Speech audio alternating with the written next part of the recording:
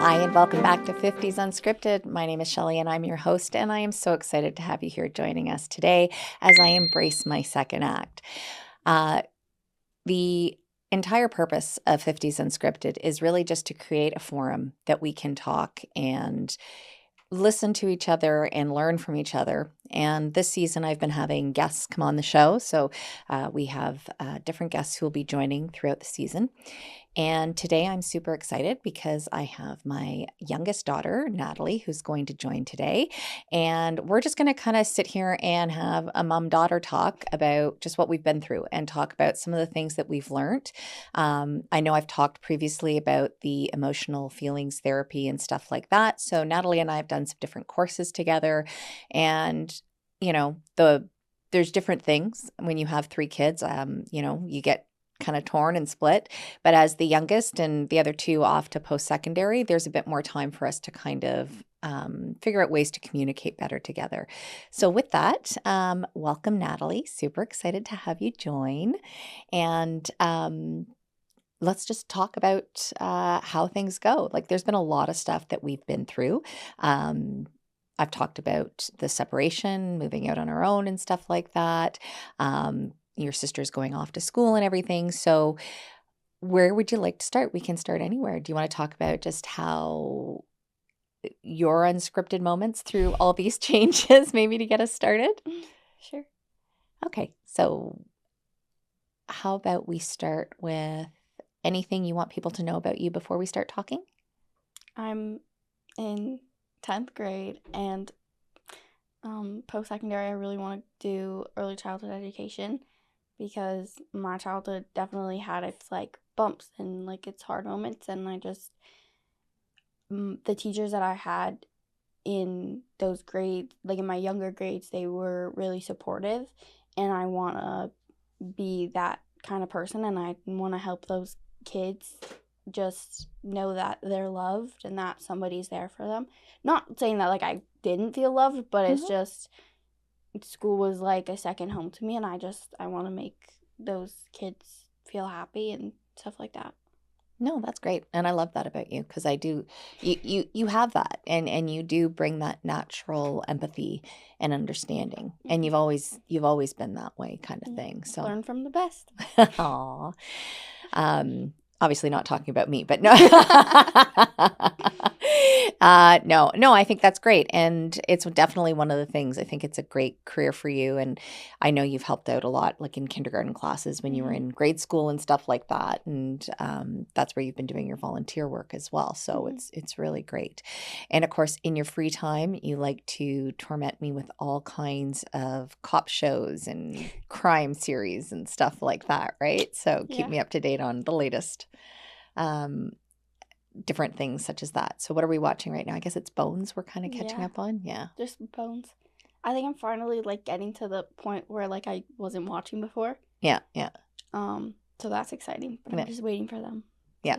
Waiting to see if they connect. Well, I know that they do because I've like seen stuff, but I'm just like waiting to see when they do it because like their chemistry is definitely getting a lot more. It's a lot more intense now. Yeah. No, absolutely. Because like in the beginning they had chemistry, but like now they're like building up to the part where they get together. Yeah. So like there's a lot more and the like little moments and things like that. Yeah. Very good. So when we look at some of the things that we've been through, and this is where I've shared my stories in the past, so I'd love to get your perspective on some of this stuff. So with the separation, it was really hard. And I know you were very young. Like you would have only been about 8, I think. Yeah, because it was 2018. So you would have been about 8 years old at the time. No, I just turned 8 because I remember, I don't know why, but like I remember the day. Yeah. It was in like May. Yeah. And you guys went to the mall, and Deanna, Gray, and I forget what we were watching, but we were watching something. And Deanna and I, we were playing Barbies, like our Barbie dream house. Like we brought it out in the living room, and we were like playing dolls and stuff like that. And then you guys got home, and you guys had like the big box of Lindor chocolate, and like you got us the like frozen lemonades from Tim Hortons, and like you just like sat down and you like told us. I remember I was like, I don't know what's going on. Like Deanna like figured it out first and then graded, and I was just sitting there like, what's going on? Yeah. Why is everybody freaking out? Like, but honestly, I think all I cared about, because we got to go see a movie and didn't have to go to school the next day, and Yeah. I got to see a movie and didn't have to go to school. I was happy. Yeah. There you go. And Yeah. then as I got older, I kind of like figured out, like, over time, I was like, oh, this is what is going on and things like that, and like talking with my teachers and things like that, because they were like, how are you doing? I'm like, with what?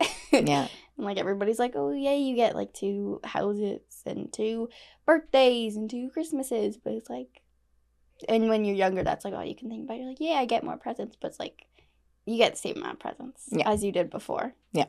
But like as you get older, like things get like a little bit, well, at least for me, like it gets a little bit trickier, because it's like on my birthdays, it's fine, because like we go out to dinner as a family, like, you know, I get to see everybody, so that's really nice.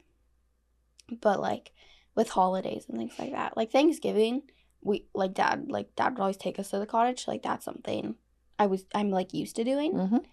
But like Christmas, it's definitely a lot more difficult, because like I have to pack up all my stuff and go to the next house, and really I just want to stay home and just be with my whole family. Yeah. Yeah. And that was, I think, one of the things, I think at the start, it was trying to figure out how to navigate with each of you. And I know with you, it was more just kind of trying to talk you through it, because it wasn't necessarily something you could pick up on as easily, right? Whereas your sisters, it was different. Like they had their own experiences that they went through. And what probably didn't help as well was the fact that as we moved out and as you switched schools, lo and behold, COVID hit, and that threw a whole new crux into everything, because suddenly you were home all the time, and you know, you were a week at my place, a week at your dad's, going back and forth. How did that impact you? Like that's got to be a different, because you were really young, like you were grade 3, maybe? I think 4. Grade 4? Yeah. It was definitely difficult.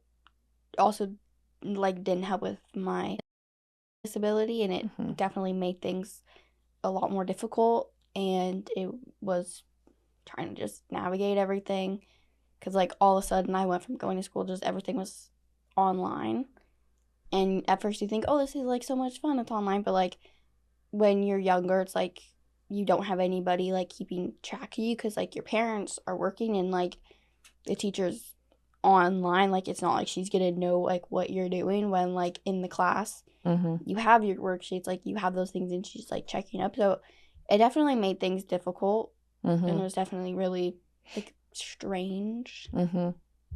I know it was strange for me. I had to warn some of my meetings that I apologize, but there's a French class going on beside me, because she'd insist on sitting beside me. Sit on the couch. Yeah. Well, because I was sitting on the couch too sometimes. So you'd be sitting beside me on the couch, right? So you'd be right beside me having a French class or a math class. But that was fun, like French class, and I would be sitting beside you, and when it'd be like Fridays, or like we'd just be having like a chill French day, and we'd be playing Kahoot, I'd be like, Mom, what's the answer I want to win? And then eventually she'd just take away like what I was using and just like answer the stuff, and be like, oh, we won, yay. Great, you just got me in trouble with your French teacher from grade 4. She was a bad French teacher. You would always complain like, that's not how you say things in French. Yeah, some of the way they'd tell you to say stuff in French, I didn't agree with. Yeah. So it's not that she was a bad teacher. I just it didn't align with what I know from speaking French. Yeah. The counting, we fixed that. That's okay. You do it right, so that's all that matters. I haven't counted in French in a while. Yeah, it's all good. So then, and I think that's where I know definitely birthdays were harder, because we couldn't do birthday parties, and you were so little. Yeah. So we did the drive-through birthday party. Yeah, that was really sweet. There's no good footage of it, because your sister was taking the footage, and it was kind of all over the place. Yeah. No, absolutely. Well, but it's not too bad a video. It's just not the best. Yeah. I don't like watching though. I always cringe. Yeah. Because I'm like, why did I do that? But that was one of the ways that we took advantage of it. So I know I met with a bunch of your friends and stuff, and we did like the drive-through, and because that was hard, because for me, I couldn't see you that day because that was the one thing. Like, you guys could go back and forth between the houses, but we couldn't go anywhere for dinner. We couldn't, so I didn't actually get to see you on your birthday and spend time with you. Usually, kind of thing. we have dinner, but we didn't. Like, I remember we FaceTimed you and had dinner. Yeah. And Dad got sparklers that, like, go in the cake, and we have, like, placemats at, like, the dinner table, and there's, like, holes in the placemat because the sparkler things went everywhere, and there's, like, little burn marks in the table. So that's, I mean, it's a good memory to, like, keep and stuff like that. Yeah. But, like, that one was definitely strange. And we had another one where we went to the beach and it was so cold, and we got McDonald's, and, like, the wind, it was not fun. Yeah, because that was when we could finally go out again, but we just kind of went outside. We stayed outside, but it was really, really cold. Yeah, I remember that one. And then I got a concussion. That's right. And then we had to do that at my house. Yeah, and I was so excited because it was the first birthday in a while that we could go out to dinner. And then we couldn't go. And then all of a sudden, the noise, the lights. Yeah, it was all a no-go, and so we stayed home and had dinner at my house. Yeah, but that was still a good birthday because Dad came over and you made it really special. Yeah, we did try and do that. We had the balloons for that was your 13th because we had all the balloons for your 13th birthday and everything. Yeah, got lots of pictures and stuff. Yeah, no, absolutely. So we talk about, the unscripted moments, and so there was just adjusting to the two houses, adjusting to, going back and forth, not having both parents with you all the time. And then I threw in another curveball for you because I introduced you guys to Dan. So let's go through that. What did that, how did that go for you? Like, how did you find having to adjust to that and meeting somebody new?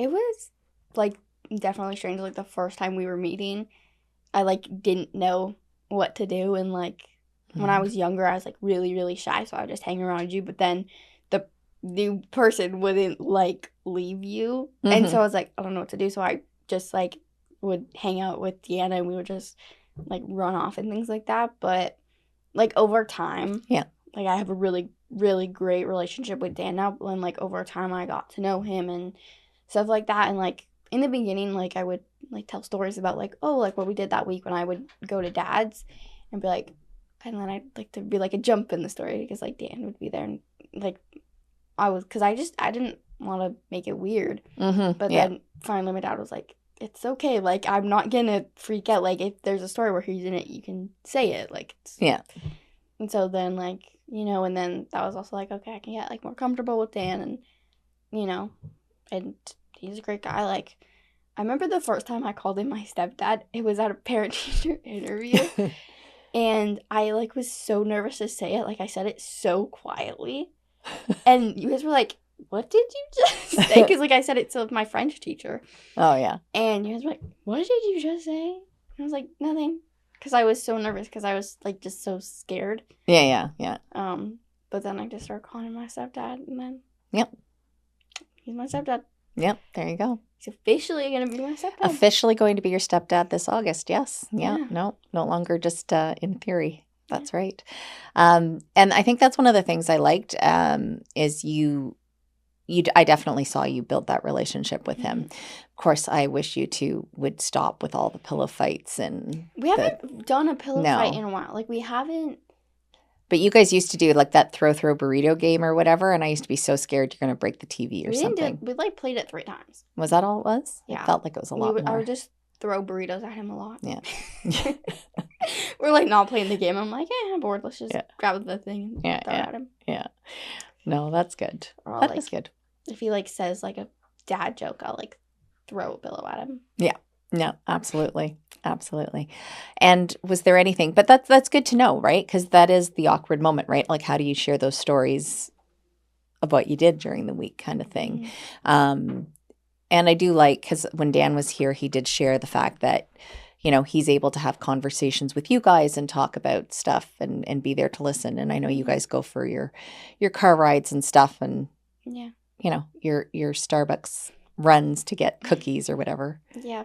We go for, like, a monthly drive, and we go and get 2 molasses cookies, sometimes cake pop for Gray because she's home, and then a drink for me and sometimes a drink for you Mm-hmm. if we want to get one. And then it's always like we get it when like we first go out, and then I just start rambling on, and so he just like keeps driving like aimlessly around our town, and then finally we get home, and like the number on the drink, it's like an hour ago, and like her ice is just melted. It's always funny getting home, and she's like, "Where have you guys been?" It's like, Yeah. but it's fun because like I just get to like talk about the week, and I'm not like nervous to like say things because like I don't want to say that because like it's my mom, you know, and like I know that he won't tell you unless I'm like, oh yeah, like unless it's something that like he should tell you, Mhm. but he's not gonna just go and be like, Yeah. oh, this is everything that Natalie said, which is really nice to know. Mm-hmm. So yeah. Yeah. No.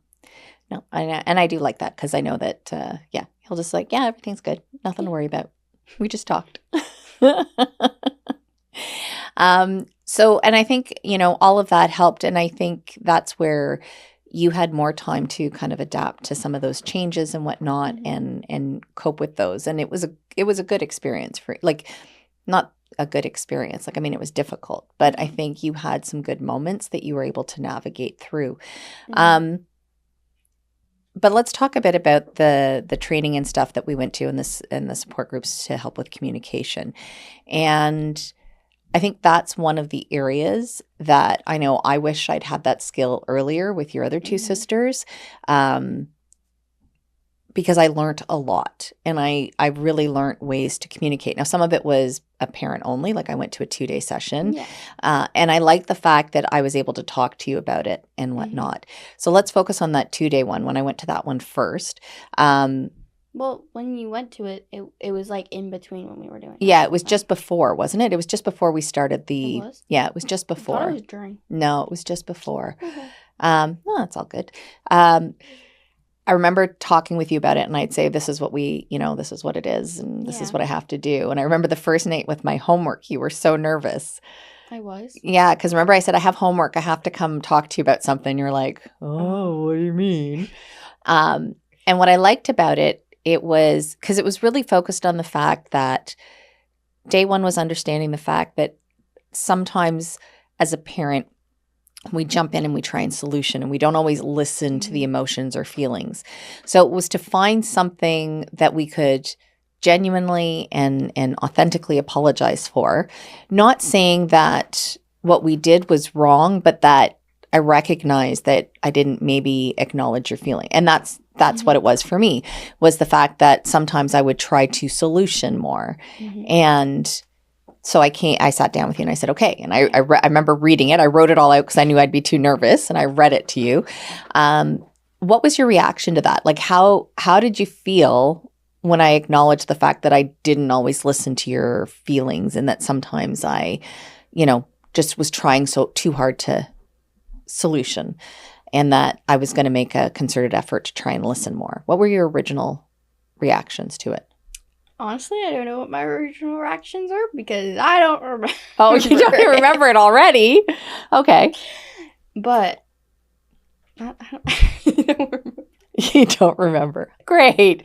It was so meaningful she doesn't remember. No, but I know that it was definitely really meaningful, and like I feel bad for her. I remember you didn't respond. I expected you to actually have responses because like they said, there's different ways people can react to it. And you were dead silent. And I was like, oh my gosh, I don't know what to do because this isn't what I expected. Like I thought you'd, be jumping in with like, oh, it's okay, don't worry about it kind of thing. Like I had expected a different reaction from you kind of thing. Well, I remember. You remember now? There you go. Go ahead. Like it just I just processed. What? Yeah, processed. I just was processing it and like okay, and I don't know. Yeah, you were very quiet. That's all I remember. You were very, very quiet. Well, like I don't know. I just wasn't expecting it, and so, and then we did the course together. we went and did the support group. So you went into the room with all the other kids, and I was in the room with the parents, and we went through, and that kind of took that to a next level, right? Because it was really focusing on those types of things. What did you find helpful in those as we navigated that? Like, what was the best part for you out of doing that together? Honestly, I think it was like afterwards in the car going back home from the hospital, like where the courses, course, like where we did it, and like going back to the car, and then just like in the car going back, it was just being able to talk about what we learned in both classes. In like both classes, and like what we think of those things and stuff like that. And then we would talk about maybe a situation where that would have been helpful, and we talked about those things, and like that way that maybe that's like next time something like that happens, and maybe next time I can do something differently as well. And we just kind of like talked about that, and it was just natural. Like it wasn't like forced or anything like that. We just talked about it, and I think that was really nice because then it helped us both get a perspective of like in a different situation where that's happening, what we can do to help. Yeah. And I think, I agree with that, because sometimes I know before we went in, you'd be like, oh, this is what we're talking. And you'd start deducing what it was going to be, and we'd be completely out in left field. Like it wasn't even close to what we were talking about, because you just look at the handouts and be like, oh, we're talking about this today. Blah. And then it wouldn't be like that. I wouldn't do my homework, and I would like be like, oh, I gotta do my homework, and then I get home and be like, I'm so tired. And then in the car I would be like looking at the stuff and like trying to do some of the homework, because like we didn't need to do the homework, but they would be like, you probably should do it, but it's not like a mandatory thing. Like you're not gonna get in trouble if you don't do it. So like I'd like look through and be like, I don't want to do this. Like I don't like talking about that stuff. Like, but then it'd be different. Well, it wouldn't be different. It'd be like not what I was like. It would be like what we were talking about. But the way that they would talk about it and present it definitely was different than what I was thinking. Yeah, no, absolutely. And I think what I liked was the fact that we would laugh about some of it, especially with the personality. Like they give you the different brain boss types, right? Jumping Jack, like when you jump to conclusion. Psychic Susie. Yes, Psychic Susie. What was the other one? There was a bunch of them, and I remember like in the beginning. Disastrous Daryl. Yeah, I remember in the beginning, like whenever one of us would do something, be like, "Oh, don't be a jumping Jack, don't be a Psychic Susie." Yeah, or what was it? Know-it-all Nina or something like that, or where you just assume everything that you know and whatnot and what's going on. Absolutely. How did that help us in our communication, do you think? I don't know. Honestly, we do it so much. Like we're probably like focusing on those things then, but now they just like come off so like naturally that like I don't think about it, and like because they just, I don't know. Yeah. Do you find like we've actually communicated more, that it's been more helpful? Yeah, like talking about certain things, like it's definitely gotten a lot more helpful. Good. And I know one of the ways that it's helped us is that when there are those bad days, it's just like, do you want to go for a drive? And don't even have to say that. I can just send a picture of a car. Yeah. And you know that I need to go for a drive. Yeah. And we've been able to say, I just need space, or I just need a timeout.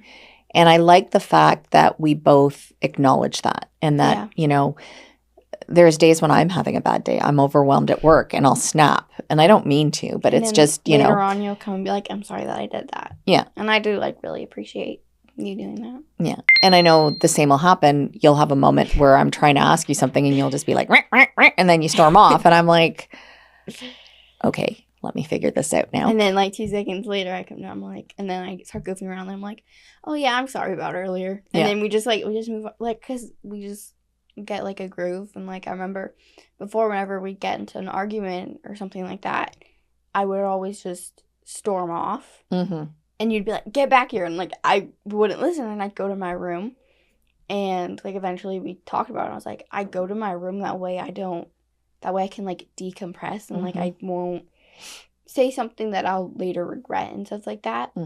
And so I think, like, we talked about that, and, like, there's certain situations where sometimes either of us just needs to cool off, and then we come back and we talk about that conversation. Yeah. And, that way we're not, like, in the heat of the moment. Yeah. And I did like that because in the course it did talk about the fact that we have to give ourselves space. Like, sometimes to discuss it in that moment, it's not the right time. Like, you need to kind of take a step back and just kind of, what do you need right now? Yeah. I need a time out. Like, I need time to myself, right? And then give that time. And I do like that and appreciate it. It's like, okay, let's talk about this later. And sometimes that's how the conversation, like, I can tell you're having a bad day and I'll be like, do you want to talk about it? Nope. Can we talk later? I'm like, maybe, kind of thing. Like, you'll be very, I always say no. Like, it's always like, I'm like, no, I don't want to talk about it. 'Cause I don't like talking about that sort of stuff. Yeah. Sometimes I'll bring it up later. Sometimes I don't, because sometimes I just need to cool off. Yeah, because sometimes it's just your emotions, right? And it's just giving you time to go through those emotions and deal with it. And that's what I really liked about it, because in talking about those, how we interact with our emotions, and just as I'm going through parenting the first time, this is your first time growing up. So, like, you're dealing with so many things, and it's so different. For the third time. I know, but it's new each child because you're all so different. Like, there's you and your sisters are very unalike and alike at the same time, right? So there's different, your personalities are so different, and the way I have to interact with all of you is very unique. I'm just bugging you. I know. It's what you do best. I do. There you go. I lost my train of thought where I was going with that other statement, though. Sorry. No, that's okay. I think one of the other things that it came away is, like, this is the first time you're experiencing it, and it's so different than when I was growing up, right? And it's not about, right? It's reminding that even as a parent, it's empathy, not sympathy. It's not me relating to everything you're going through. It's me just giving you a space to talk, right? Yeah. And it is very different. Like, I grew up, like, the internet, I'm older than the internet, okay? Like, there was no social media, let's face it. You don't look it, though. Thank you, dear. What do you want? No. So my childhood was very different, right? And the things that influenced me is very different than what influences you.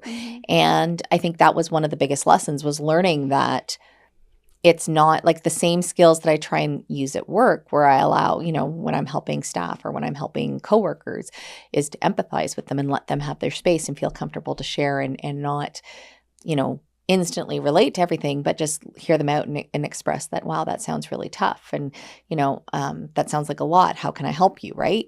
I need to give that same to you. Like, I don't have to have all the answers as a parent. Yeah. And sometimes I'm not, like, most of the time, I don't like it when people try to, like, problem solve for me. Because it just, like, it gets me annoyed, because there's some things in the situation that I don't, like, share, and that I'm like, oh, what if that person's thinking this? And then somebody will, like, give a thing. I'm like, no, that's not going to work because of things that I've told myself. And so sometimes I just want to talk. Like, that's something that, I don't know. That's something that you definitely, like, gotten better with, is just kind of just listening and stuff like that. There's sometimes, like, in the morning, like, I had a bad morning and you're taking me to school, you're like you, like, ask me, like, 3 questions. I'm like, can you just whoops, sorry, as I knock things over. Yes, I know. I'm, like, staring out the window, like, don't yell at her, don't yell at her. Just breathe. Yes. No, I know. But I know you don't do it on purpose. You just want to do it because you're internally freaking out. You're like, did I do something wrong? Like, because we both, like, our brains both go different ways, because we're both two different people and living two different lives in two different situations, and everyone's brains work differently, and we all have that little person inside of us that's like, you're doing this wrong, you're like, you did this, you did that, why did you do that? Where we second guess. Absolutely. And everybody's thing says different things to them, and because everybody's different in their own ways. Everybody. And so how do you deal with that inner critic? Because, yeah, my inner critic could be really nasty. So I'm taming her. Not all the time, but I'm taming her. I don't know. Sometimes I don't know. You don't know? Still working on it? Work in progress? Big work in progress. But you have to start somewhere. Exactly. You can't just wake up one day and it's like gone. You have to put in the work and do that. Mm-hmm. And with your inner critic, you just gotta find yourself first, and then understand yourself too. Mm-hmm. And understand what works for you, right? Because everybody's different, right? Yeah. So things that I do to calm myself don't work for you. And I know we've been through it. Like, we've talked about different things. Mm-hmm. And some of the stuff that I've used, you've used and it's helped you. And others, it's been like, yeah, that doesn't work. So I know we definitely have had conversations on that. What do you like to do for your self-care? Like, what are the things that you like to do? I mean, I know a few of them, but what do you like to do for yourself just to help you decompress? I like to clean my room and like reset that, because I'm a big homebody, and so I love my room. Like, that's my safe space. So I like to clean that, and then I like to do stuff for myself. Mm-hmm. And I do like skincare, fix my eyebrows, do my nails. Sometimes I do lashes, do something to my hair, and then I just take a nice shower, and I put on nice clean pajamas, Mm-hmm. and then I watch my show. Then you watch your shows. There you go. And I just lay in bed. There you go. And I know you like the incense. You find that calming. No, isn't candles or whatever that you use? I don't find them calming. I just like the aesthetic. Oh, you like the aesthetic. Okay, there you go. I thought they were calming for you. There you go. I just like them. They just look nice in my room. There you go. And I know you like to do things for your friends as well, and Yeah. your family, because you make a lot of heartfelt gifts and cards. And because I'm really appreciative of all my friends and all my family, because they've all done something for me and like helped me in a way to get where I am today and make the person who I am today. And sometimes I feel like I don't appreciate you guys enough, and so I always want to make it known through the gifts and like the things I say, that like I do appreciate you guys and that you guys mean a lot to me, and I'm really thankful that you guys are in my life. Mm-hmm. And you do a very good job of that. And we do know how much you appreciate us. I think it was one Christmas you did the Friends theme gift for me. Yeah. That was cool. I got, because we watched Friends together, and so I got a gift that represented each character. Yeah. Friends. Yeah. So I'm trying to remember, what was it? It was for Chandler, it was like a jar full of jokes or something, wasn't it? Yeah. Yeah. A bunch of jokes. And then for Ross, I got you a ring. Yes, there was a nice ring because Ross proposes to so many people, so that was quite funny. I'm trying to remember the others now. I don't remember the others. There was something, Joey was something related to food. I just can't. Oh, it was candies or something, I think, maybe. Maybe. Yeah. I don't know. Yeah. Anyways, but I remember that was a very thoughtful gift. Yeah. That was really nice. And I put like a little saying with each one. Yeah. Yep. You had a nice little saying and then different items for each one of them. So yeah, no, it was really good. I like that.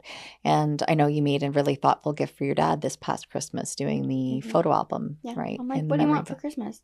Just hugs and kisses. I I can't just, like, that's not, like, I don't know. Yeah. So I made him a scrapbook of a bunch of pictures, and there's some pages. So now throughout the years, we can fill it up together. There you go. There you go. And I think that's really sweet. Like, I love that you do that. And I know you make a lot of the gifts and stuff, and it's fun. It's the crafty part of you. And again, I wonder where you got that from. You're like mini me. We were talking about that the other day. Yeah. Yeah. It's like we don't look super alike, but we do so many things alike. Yes, that's right. We have some of the same likes and habits and stuff. Yeah. Yeah. No, absolutely. I used to watch all of the crime shows, and then I had 3 daughters, and I can't watch them as much as I used to. So what did that do? I don't know. I just, after a while, when you keep seeing like kids being kidnapped and stuff, it just started to upset me. There's not a lot of that. Well, and some of the ones I was watching, there was a lot of it. So well, then don't watch those ones. Yeah. Anyways, but but I'm watching them now with you, so it's okay. Yeah, and then you're like, can you turn that off? that's really gross. I'm like, it's not that gross. Like, it's like we're eating dinner, watching bones, and like they're finding like the body, and I'm just like sitting there like, yum, food, and you're like, no, it's enough. Time to turn it off. yeah, like that's disgusting. No, it's all good. So let's think now. Sorry, I just lost my train of thought. So I know some of the things that we learned, because I want to think about how we can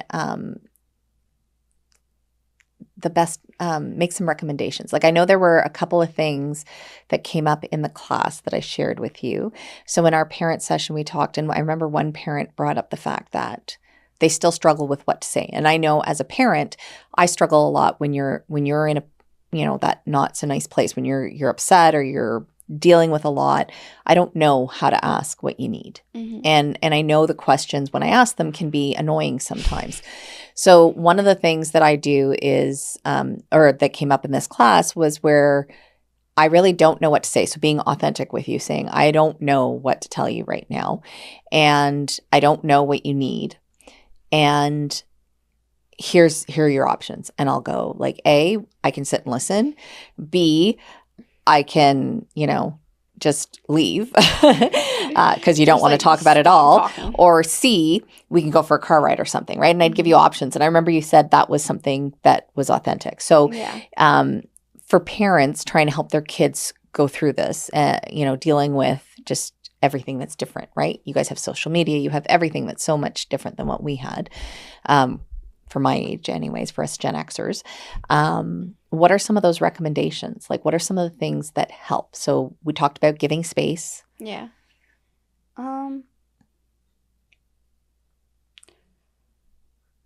Honestly, I think just giving them space and just understanding that they're not going through the same things that you went through, even if like a situation sounds like that, it's not the same thing that you went through. Even if it's like, oh, that makes a lot of sense. Like, it's like, no, it's not, because they have their own inner critic that's yelling at them that they did something to. And I think just taking the time and like understanding them and growing that connection with them and just letting them know that I'm here for you if you need to talk, but if you want me to hit the road, that's fine. And like, just, yeah. Yeah, no, absolutely. And that's definitely one of the things that that I took away from the course as well, is recognizing that as a parent, I'm not there to solution everything for you. I'm not there to solve all your problems. I'm there to be a sounding board. I'm there to help you where you need it. And so it's more of asking what you need from me versus assuming that you need the same thing that I need, and recognizing how unique you are and giving you that space and allowing you to feel your emotions. Not with disrespect, obviously. Like, I do call you out on that stuff, and because there has to be that like, I have to respect you and you have to give that same respect back. But I do like the fact that as we've grown through this, we can be more authentic in some of our conversations. And I do find you are more trusting and more opening. So you're not hiding things from me, right? And you know that I'm not going to judge or jump to a conclusion. So I feel we're able to talk about things that maybe in the past you would have been uncomfortable talking about. Yeah. I think you're like you gentle parent. And it's like, because like some people think like gentle parenting is like you can't say no and like you can't do certain things, but like it's not. It's understanding your kid, and it's not whenever they do something wrong, it's not yelling at them instantly. It's like, it's okay, like let's talk about it. And like there's some times where like I have sass. I will admit that. I get my sass from my dad and my attitude from him. So it's strong. And so, like, I do know that sometimes, like, that's just who I am. Like, I do sass you a lot. And so I always, like, I'm sorry that I sass you so much and, like, things like that. And, like, it's okay. Like, I know, like, I understand that is, like, sometimes is how you communicate. And so, like, you understand that, like, I'm not doing it to hurt you. I'm doing it because that's just That's just how I am. Yeah. And on the flip side, I know there's times where I just get to be a little too much because that's when my inner critic or my insecurities, and I get worried about how you're feeling, or did I overstep, or did I do something? So I do like that, because I think that's the biggest thing, is recognizing that we're both imperfect, perfectly imperfect. Because there's no such thing as perfect, because everybody has their own ideas Yeah. of what perfect is. Mm-hmm. Like, I think perfect is one thing, you think perfect is another. Yeah. It's like you can't be perfect, because you can only be perfect in your own eyes. Yeah. Because you make your own definition of perfect. Yeah. No, exactly. And I do like the fact that, despite the fact that you use that phrase a lot today, I don't know. We have moved beyond that, because that used to be your standard. Every time I'd ask, like, how was this? How was that? It was like, I don't know. I don't know. I don't know. And it'd be like, tell me something. So I do like the fact that we can have that. I know when I do get that, I don't know, it's because you're either nervous or you're stressed and you just need time to process, kind of thing, right? And so I know to change how I'm communicating with you, or to give you space, or to give you time to come up with what is best. How does this influence, like all this stuff that we've done, how does this influence you as you're looking at becoming, an early childhood educator, and thinking about, when you may one day have your own kids and stuff like that? How do you think these lessons that we've learned are going to impact some of the things you go through? Honestly, I've never thought of it like that. Interesting question, eh? Yeah. You want a minute to think about it? Sure. All right. So take a minute to think about that. My brain is just drawing a blank. It's drawing a blank. Okay. Well, we were talking about it earlier. So you talked about the fact that some of your lived experiences, your life lessons, your unscripted moments are going to help you better relate to some of the kids, right? So that you can, so how do you think that's going to impact you being a parent? Like, how do you think some of these will make you pause or reflect as you're raising your kids? I honestly can see you being someone who's going to have more of a conversation. Yeah. Right from the start, like even at a young age. Mm-hmm. I just see you engaging differently with your kids. Yeah. I know that I'm definitely going to, not that you and Dad did a bad job raising Deanna, Gray, and I, but I know that from seeing things with my sisters and like things like that, I'm definitely going to be doing things differently. Mm-hmm. And we all learn, right? Yeah. Like none of us do it the same. Like I know there were things that my parents did that I'm like, yeah, I'm not doing that. And then even though I said that, there are things that I did the exact same as my parents. Yeah. And there's things I didn't do, right? Mm-hmm. So we each come at it with a different lived experience. Mm-hmm. And that's not a bad thing. It's not saying anybody did it wrong, because everybody's going through it for the first time, right? So like, yeah. You're just taking your best steps forward, kind of thing. Yep. There you go. And I definitely see you having more of those, it's okay to have your feelings, and being more engaged from that perspective, and probably educating. Like that's one of the things I wish I could have done more of, is as a parent, figure out a way when you guys were younger to help you express those emotions better. Mm-hmm. Like it never dawned on me to validate them.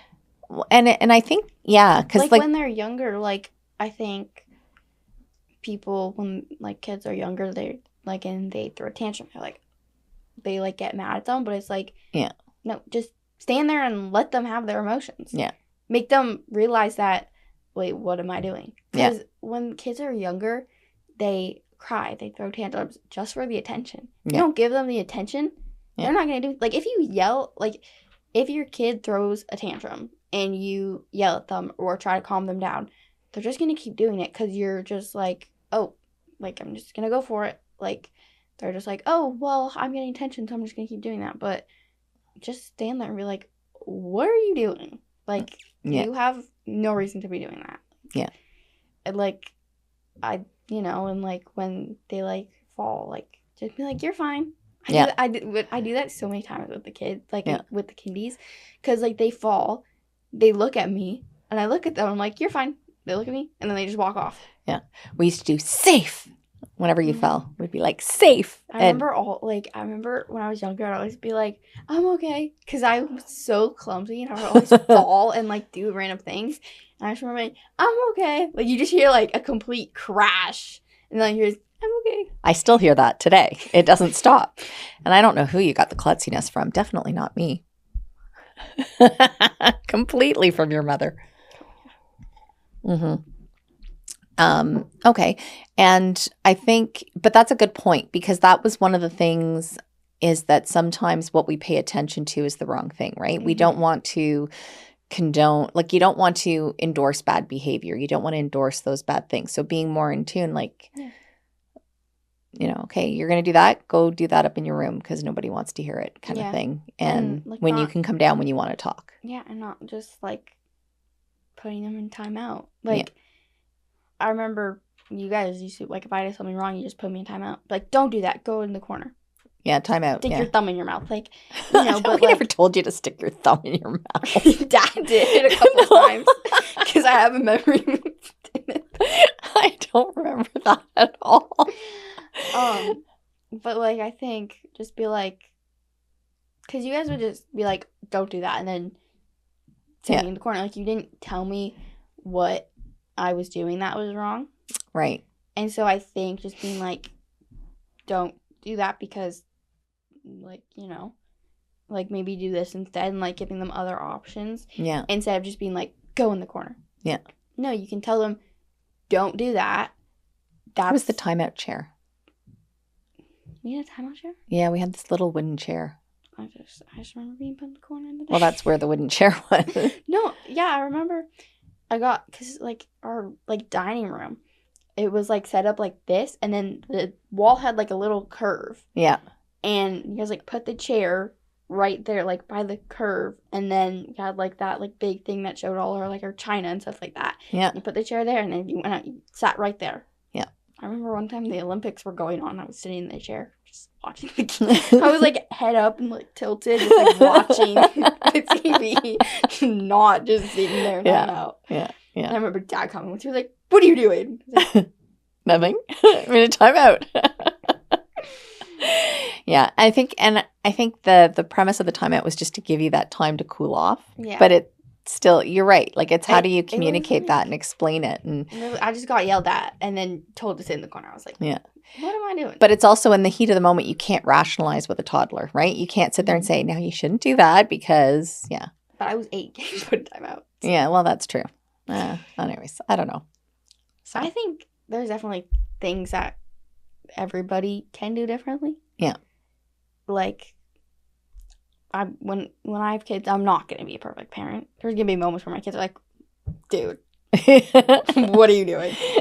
But honestly, I think you just have to take those moments and grow from them. Yeah. Because that's, like, you can't go back and do a redo. No. But when something similar happens or something different happens, you can take what you remember from that and what you learned from that situation and put it into a new situation. That way, hopefully next time you can make it better. Right. No, exactly. And I think that's where the fact that we've built that rapport where we can acknowledge. Yeah. Sorry, I was out of line. Yeah. Here's where. And that, I think that's the best part.